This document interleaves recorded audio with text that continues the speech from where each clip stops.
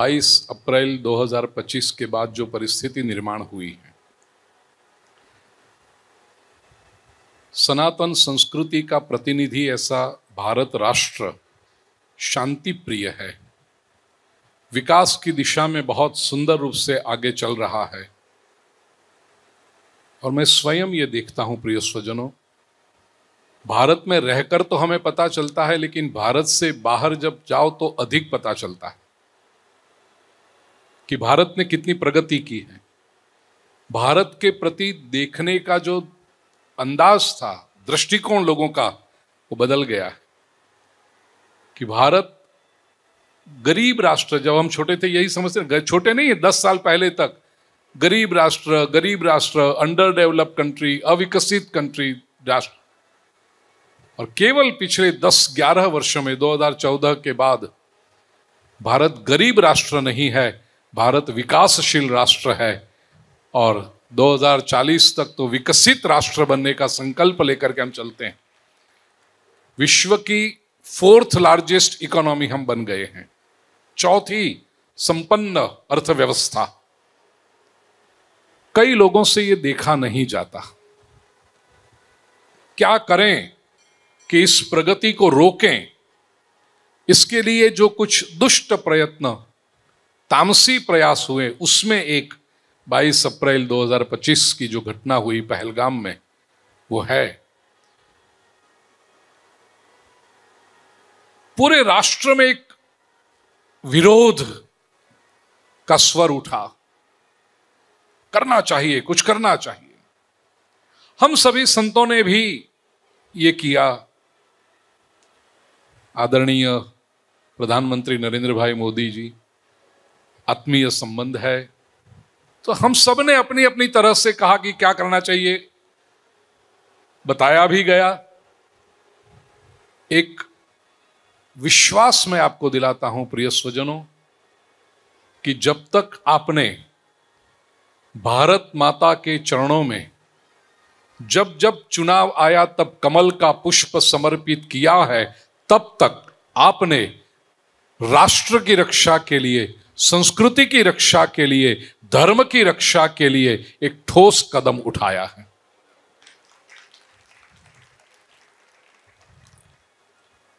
बहुत सुरक्षित हैं हम। बाहर के लोगों की दृष्टि से बताऊं, मुझे एक दृष्टांत याद आ रहा है। मैंने अभी जैसे कहा, कोविड के कारण 2 वर्ष 20 और 21 मैं नहीं जा पाया प्रदेश। 2022 में जब गया, फिर अमेरिका, न्यूयॉर्क के एयरपोर्ट पर, बहना मीना बनी हुई घटना ये, न्यूयॉर्क के एयरपोर्ट पर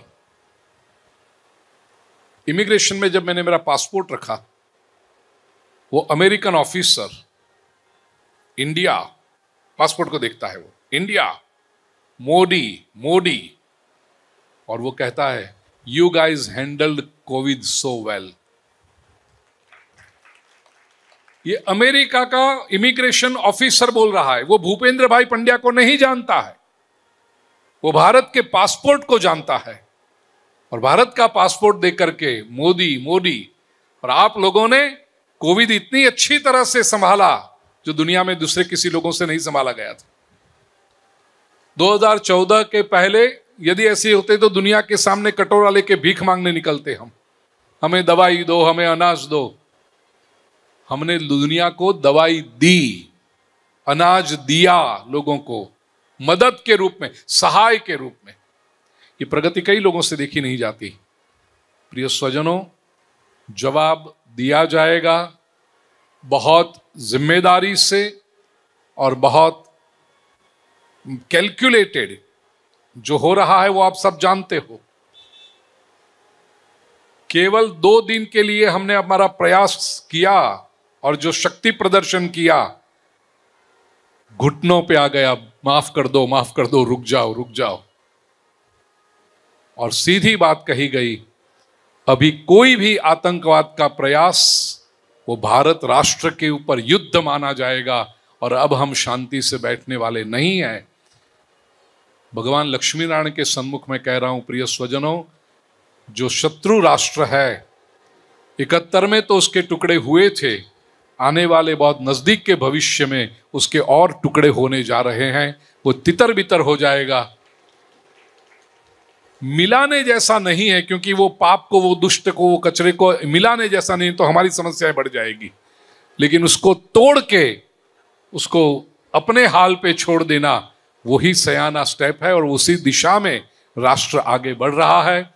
हमारे वीर सैनिकों को, हमारे वीर जवानों को, प्रधानमंत्री तो है ही, रक्षा मंत्री है, गृह मंत्री, ये सब, विदेश मंत्री, इतने श्रेष्ठ हाथों में सुकान है देश की। लेकिन हमारे सैनिक जो तीनों थे सेनाएं, इतने प्रभावी रूप से तैयार बैठे हैं। हमें उनका हौसला मजबूत करना है, उनके मनोबल को बढ़ाना है, और हम राष्ट्र प्रेमी लोग ये बहुत अच्छी तरह से कर रहे हैं। भगवान के आशीर्वाद हम सभी पर बरसते रहें। राष्ट्र निर्भय हो, शांत हो, सक्षम हो, समर्थ हो, और विश्व गुरु बनने की यात्रा में हम इसी तेजी से आगे बढ़ते रहें। यही भगवान के चरणों में प्रार्थना।